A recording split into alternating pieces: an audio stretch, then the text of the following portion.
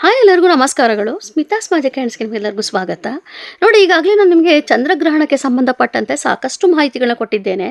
ಇಂದು ನಾನು ನಿಮಗೆ ಹುಣ್ಣಿಮೆ ಪೂಜೆಯ ವಿಧಾನವನ್ನು ತಿಳಿಸ್ಕೊಡ್ತಾ ಇದ್ದೇನೆ. ಹುಣ್ಣಿಮೆ ಪೂಜೆ ನಮಗೆ ಬಹುಮುಖ್ಯವಾಗಿರುವಂಥದ್ದು. ಯಾಕಂದರೆ ನಾವು ಕಾಯಿಯ ಬದಲಾವಣೆ ಯಾವ ರೀತಿ ಮಾಡಬೇಕು, ಪೂಜೆ ಯಾವ ರೀತಿ ಮಾಡಬೇಕು ಅನ್ನೋದು ನಮಗೆ ತುಂಬಾ ಮುಖ್ಯವಾದಂಥದ್ದಾಗಿರುತ್ತದೆ. ಚಂದ್ರಗ್ರಹಣ ನಮ್ಮ ಭಾರತದಲ್ಲಿ ಗೋಚರವಾಗುವುದರಿಂದ ನಮಗೆ ಈಗ ಹುಣ್ಣಿಮೆ ಆಚರಣೆ ಹೇಗೆ ಅನ್ನೋದ್ರ ಬಗ್ಗೆ ಮಾಹಿತಿ ಕೊಡ್ತಾ ಇದ್ದೇನೆ. ನೋಡಿ, ನಮಗೆ ಈಗ ಹುಣ್ಣಿಮೆ ಪ್ರಾರಂಭವಾಗುವಂಥದ್ದೇನೆ 2ನೇ ತಾರೀಕು ಸೋಮವಾರ ಸಾಯಂಕಾಲ 5:56 ಪ್ರಾರಂಭವಾಗುತ್ತದೆ. 3ನೇ ತಾರೀಕು ಮಂಗಳವಾರ ಸಾಯಂಕಾಲ 5:08 ಮುಕ್ತಾಯ ಆಗೋದ್ರಿಂದ ನಾವು ಆಚರಣೆ ಮಾಡುವಂಥದ್ದು ಮಂಗಳವಾರ. ಹಾಗಾಗಿ ನೀವು ತಿಳ್ಕೊಬೇಕಾಗಿರುವಂಥದ್ದು ಏನಪ್ಪ ಅಂದರೆ, ಈಗ ಚಂದ್ರಗ್ರಹಣ ನಮಗೆ ಪ್ರಾರಂಭ ಮಂಗಳವಾರ ಸಾಯಂಕಾಲ 4:11. ಹಾಗಾಗಿ ಏನಪ್ಪ ಅಂತಂದರೆ, ಗ್ರಹಣ ಯಾವಾಗಲೂ ಕೂಡ ಸೂತಕದ ಸಮಯ ಪ್ರಾರಂಭವಾಗುವುದೇ ಗ್ರಹಣ ಪ್ರಾರಂಭದ ಸಮಯದಿಂದ ಹಿಡಿದು 9 ಗಂಟೆ ಮುಂಚೆಯಿಂದಲೇ ನಮಗೆ ಸೂತಕದ ಸಮಯ ಪ್ರಾರಂಭವಾಗೋದ್ರಿಂದ ಮಂಗಳವಾರ ಬೆಳಗ್ಗೆ 9 ಗಂಟೆಗೆಲ್ಲ ನಮಗೆ ಸೂತಕದ ಸಮಯ ಪ್ರಾರಂಭವಾಗ್ಬಿಡುತ್ತೆ. ಹಾಗಾಗಿ ನೀವು ಆದಷ್ಟು ಬೆಳಗ್ಗೆನೇ ಪೂಜೆ ಮಾಡಿಕೊಳ್ಳುವಂಥದ್ದು ಒಳ್ಳೆಯದು. ಅಂದರೆ ನಮಗೆ ಸೋಮವಾರ ಸಾಯಂಕಾಲನೇ ಹುಣ್ಣಿಮೆ ಪ್ರಾರಂಭ ಅಲ್ವಾ, ಹಾಗಾಗಿ ನಾವು ಮಂಗಳವಾರ ಬೆಳಗ್ಗೆ ಅರ್ಲಿ ಮಾರ್ನಿಂಗ್ ಅಂದರೆ ಬ್ರಾಹ್ಮಿ ಮುಹೂರ್ತದಲ್ಲಿ ಮಾಡಿಕೊಂಡ್ರೆ ಒಳ್ಳೆಯದು. ಒಂದು ಪಕ್ಷದಲ್ಲಿ ಸ್ವಲ್ಪ ನಿಧಾನ ಆಯಿತು ಅಂತಂದರೆ 8:30 9 ಗಂಟೆ ಒಳಗೆ ನೀವು ಪೂಜೆ ಮಾಡಿಕೊಳ್ಳುವುದು ಒಳ್ಳೆಯದು. ಹಾಗಾಗಿ ನಾನು ಇವತ್ತು ನಿಮಗೆ ಕಳಸ ಇಟ್ಟು ತಿಳಿಸ್ಕೊಡ್ತಾ ಇಲ್ಲ, ಹಾಗೆಯೇ ನಿಮ್ಮ ಒಂದು ಪೂಜೆಯನ್ನು ಮಾಡೋದು ಮಾತ್ರ ತಿಳಿಸ್ಕೊಡ್ತಾ ಇದ್ದೇನೆ. ಯಾಕಂತಂದರೆ ನಾವು ಮನೆ ದೇವರ ಪೂಜೆ ಆಗಿರೋದ್ರಿಂದ ಲಕ್ಷ್ಮೀ ವೆಂಕಟೇಶ್ವರ ಸ್ವಾಮಿಯ ವಿಗ್ರಹವನ್ನು ಇಟ್ಟಿದ್ದೇನೆ. ಹಾಗೆ ನಾವು ಏನೇ ಪೂಜೆ ಮಾಡಿದ್ರು ಗಣೇಶನನ್ನು ಮರೆಯೋ ಹಾಗಿಲ್ಲ. ಗಣೇಶ ವಿಘ್ನ ನಿವಾರಕ, ಹಾಗೆ ಗಣೇಶನ ವಿಗ್ರಹ ಇಟ್ಟಿದ್ದೇನೆ, ಗರಿಕೆ ಇಟ್ಟಿದ್ದೇನೆ, ಹಾಗೆ ಹೂವಿಂದ ಅಲಂಕಾರ ಮಾಡಿದ್ದೇನೆ. 2 ತುಪ್ಪದ ದೀಪವನ್ನು ಸಿದ್ಧತೆ ಮಾಡ್ಕೊಂಡಿದ್ದೇನೆ. ಇನ್ನು ಯಥಾ ಪ್ರಕಾರ ಪ್ರತಿಯೊಬ್ಬರು ಕೂಡ ಕಾಮಾಕ್ಷಿ ದೀಪವನ್ನು ಹಚ್ಚಿಡ್ತಾ ಇರ್ತೀರಿ. ಹಾಗಾಗಿ ಕಾಮಾಕ್ಷಿ ದೀಪವನ್ನು ಕೂಡ ತಿಳಿಸ್ಕೊಡ್ತಾ ಇಟ್ಟಿದ್ದೇನೆ.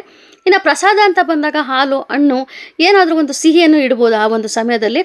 ಇಲ್ಲ ನಮಗೆ ಸಿಹಿ ಮಾಡೋದಕ್ಕೆ ಸಮಯ ಆಗಲ್ಲ ಅಂತ ನೀವು ಅಂದ್ಕೊಳ್ಳೋದಾದರೆ ಹಾಲು ಹಣ್ಣು ಇಷ್ಟೇ ಸಾಕು. ಯಾಕಂತಂದರೆ ನಮಗೆ ಬೆಳಗ್ಗೆ 9 ಗಂಟೆಯಿಂದಲೇ ನಮಗೆ ಸೂತಕದ ಸಮಯ ಪ್ರಾರಂಭ ಆಗೋದ್ರಿಂದ ಆದಷ್ಟು ಮಧ್ಯಾಹ್ನ ಒಂದು 11:30 12 ಗಂಟೆ ಒಳಗೆ ನೀವು ಊಟವನ್ನು ಮುಗಿಸ್ಕೊಂಡು ಬಿಡಬೇಕು. ಹಾಗಾಗಿ ನಿಮಗೆ ಎಷ್ಟು ಸಾಧ್ಯನೋ ಅಷ್ಟರ ಮಟ್ಟಿಗೆ ಪ್ರಸಾದವನ್ನು ಮಾಡಿಕೊಂಡು ಬೆಳಗ್ಗೆನೇ ಖಾಲಿ ಮಾಡಿಕೊಳ್ಳುವುದು ಒಳ್ಳೆಯದು. ಇನ್ನು ಕಳಸದ ಬಗ್ಗೆ ನಾನು ನಿಮಗೆ ಹೇಳಲೇಬೇಕು. ನಾವು ಪ್ರತಿ ಅಮಾವಾಸ್ಯೆಗೊಮ್ಮೆ ಮಾತ್ರ ನಾವು ಕಾಯಿಯನ್ನು ಬದಲಾವಣೆ ಮಾಡ್ತೇವೆ. ಹುಣ್ಣಿಮೆ, ಮಂಗಳವಾರ, ಶುಕ್ರವಾರ ಇವೆಲ್ಲವೂ ಕೂಡ ಯಥಾ ಪ್ರಕಾರ ಅಮಾವಾಸ್ಯೆಗಿಟ್ಟಿರುವ ಕಳಸದ ಕಾಯಿನೇ ನಾವು ಇಟ್ಟು ಪೂಜೆ ಮಾಡ್ತೇವೆ. ಕೆಲವೊಬ್ಬರು ಮಾತ್ರ ಹುಣ್ಣಿಮೆಯಲ್ಲೂ ಕೂಡ ಕಳಸವನ್ನು ಬದಲಾವಣೆ ಮಾಡುವಂಥ ಪದ್ಧತಿ ಇಟ್ಕೊಂಡಿರ್ತಾರೆ. ಆದರೆ ನಾವು ತಿಂಗಳಿಗೊಮ್ಮೆ ಮಾತ್ರ ಕಳಸದ ಕಾಯಿನ ಬದಲಾವಣೆ ಮಾಡಿಕೊಳ್ಳುವಂಥದ್ದು. ಈಗ ನಾವು ತಿಳ್ಕೊಬೇಕಾಗಿರುವಂಥದ್ದು ಏನಪ್ಪ ಅಂತಂದರೆ, ಈಗ ಬೆಳಗ್ಗೆ ನೀವು ಹುಣ್ಣಿಮೆ ಪೂಜೆಯನ್ನು ಯಥಾ ಪ್ರಕಾರ ಯಾವ ರೀತಿ ಅದೇ ರೀತಿಯೇ ನೀವು ಮಾಡಬೇಕಾಗುತ್ತದೆ. ಹಾಗೆ ಪೂಜೆಯಲ್ಲಿ ಸ್ವಲ್ಪ ಹೆಚ್ಚಿನ ಮಟ್ಟದಲ್ಲಿ ಗರಿಕೆ ಮತ್ತು ತುಳಸಿಯನ್ನು ಉಪಯೋಗಿಸ್ಕೊಳ್ಳಿ. ಕಾರಣ ಏನಕ್ಕಪ್ಪ ಅಂತಂದರೆ, ಗ್ರಹಣ ಹಿಡಿಯೋದ್ರಿಂದ ಗ್ರಹಣ ಪ್ರಾರಂಭ ಆಗೋದಕ್ಕೂ ಮುಂಚೆ ನೀವೀಗ ಬೆಳಗ್ಗೆ 9 ಗಂಟೆ ಪೂಜೆ ಮುಗಿಸ್ತಿರಲ್ಲ, ಆಗಲೇ ನೀವು ಸ್ವಲ್ಪ ಮಟ್ಟಿಗೆ ದರ್ಬೆ ಮತ್ತು ಸ್ವಲ್ಪ ಗರಿಕೆ, ತುಳಸಿ ಎಲ್ಲವನ್ನೂ ಕೂಡ ನೀವು ಪ್ರತಿಯೊಂದು ಪೂಜೆಯ ವಸ್ತುಗಳ ಮೇಲೂ ಇಡಬೇಕಾಗುತ್ತದೆ. ನೀವೇನು ಫೋಟೋ ಇಟ್ಟಿರ್ತೀರೋ ಫೋಟೋ ಮೇಲೆ, ಕಳಸದ ಮೇಲೆ, ಎಲ್ಲದ್ರ ಮೇಲೂ ಕೂಡ ನಾವು ಆದಷ್ಟು ಗರಿಕೆ ಅಥವಾ ದರ್ಬೆ ಮೇಲೆ ತುಳಸಿಯನ್ನು ಇಟ್ಟು ನಾವು ಬಾಗಿಲನ್ನು ಹಾಕಬೇಕಾಗುತ್ತದೆ. ಹಾಗಾಗಿ ಹೆಚ್ಚಿನ ಮಟ್ಟದಲ್ಲಿ ಉಪಯೋಗಿಸ್ಕೊಳ್ಳಿ. ಹಾಗೆ ಬೆಳಗ್ಗೆ ಪೂಜೆಯಲ್ಲಿ ನೀವೇನೆಲ್ಲ ಹೇಳ್ಕೋಬೇಕು ಅಂದ್ಕೊಂಡಿರ್ತೀರೋ, ಕನಕದಾರ ಸ್ತೋತ್ರ ಪ್ರತಿಯೊಂದು ಹೇಳ್ಕೊಬೋದು. ಈ ಪ್ರಾರ್ಥನೆ ಮತ್ತು ಮಂತ್ರ ಸಹಿತ ಸ್ತೋತ್ರ ಪುಸ್ತಕ ಏನಿದೆಯೋ ಅದು ಪ್ರತಿಯೊಂದು ನೀವೇನೆಲ್ಲ ಮಂತ್ರ ಹೇಳ್ಕೊಳ್ತಿರ್ತೀರೋ ಅದರದ್ದು ಒಂದು ಅರ್ಥ ಸಮೇತ ಇರುತ್ತಿದ್ರಲ್ಲಿ. ಪ್ರತಿಯೊಂದು ದಿವಸದ್ದು ಸೋಮವಾರದಿಂದ ಹಿಡಿದು ಶನಿವಾರದವರೆಗೂ ಯಾವೆಲ್ಲ ದೇವರ ನೀವು ಸ್ತೋತ್ರ ಮಂತ್ರಗಳು ಹೇಳ್ಕೊಳ್ತಿರೋ ಅದರದ್ದೆಲ್ಲ ಒಂದು ಅರ್ಥ ಸಮೇತ ಇರುತ್ತೆ, ಕನ್ನಡದಲ್ಲಿ ಇರುತ್ತೆ.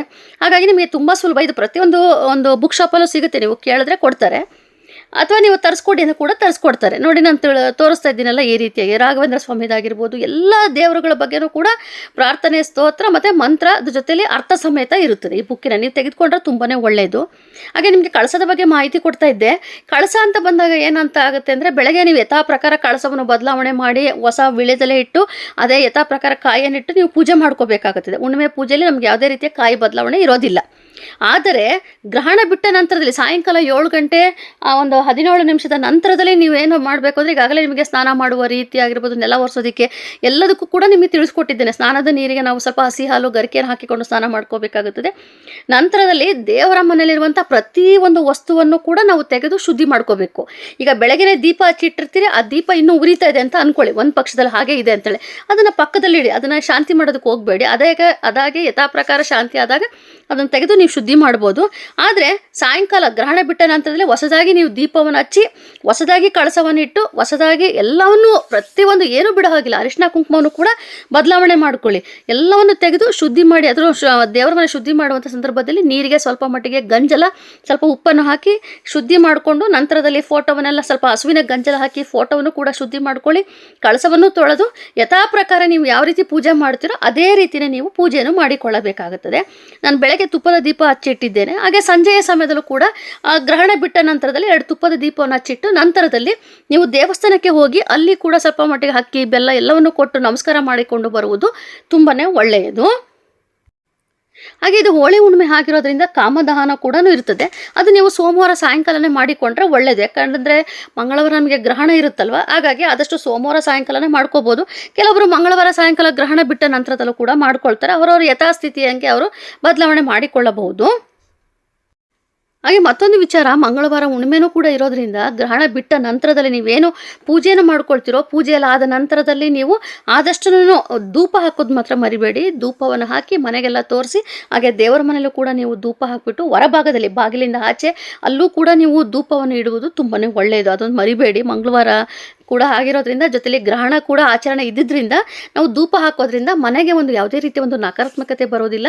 ಆದಷ್ಟು ನಾವು ದೃಷ್ಟಿದೋಷ ಇಲ್ಲದೆ ನಮ್ಮ ಮನೆ ಕೂಡ ಯಾವಾಗಲೂ ಕೂಡ ಸುರಕ್ಷಿತವಾಗಿರುತ್ತದೆ. ಅದೊಂದು ನಾವು ಒಂದು ಮಾಡಿಕೊಂಡ್ರೆ ಒಳ್ಳೆಯದು. ಹಾಗೆಯೇ ಇನ್ನೊಂದು ಮಾಹಿತಿ ಏನಪ್ಪ ಅಂತಂದರೆ, ಈಗ ಆಹಾರದ ಪದ್ಧತಿ ಹೇಳಿದ್ದೇನೆ. ಬೆಳಗ್ಗೆ ಎಲ್ಲ ಸ್ವಲ್ಪ ಸಾತ್ವಿಕ ಆಹಾರವನ್ನು ತೆಗೆದುಕೊಂಡಿರ್ತೀರಿ. ರಾತ್ರಿ ಗ್ರಹಣ ಬಿಟ್ಟ ನಂತರದಲ್ಲಿ ನಿಮ್ಮ ಇಚ್ಛೆ ಆಗಿರುತ್ತೆ, ನೀವು ಏನು ಬೇಕಾದರೂ ತೆಗೆದುಕೋಬೋದು. ಆದರೆ ಸಸ್ಯಾಹಾರವನ್ನು ಮಾತ್ರ ತೆಗೆದುಕೋಬೇಕಾಗುತ್ತದೆ. ಮಾಂಸಾಹಾರ ಎಲ್ಲ ಮಾಡೋದಕ್ಕೆ ಹೋಗಬೇಡಿ.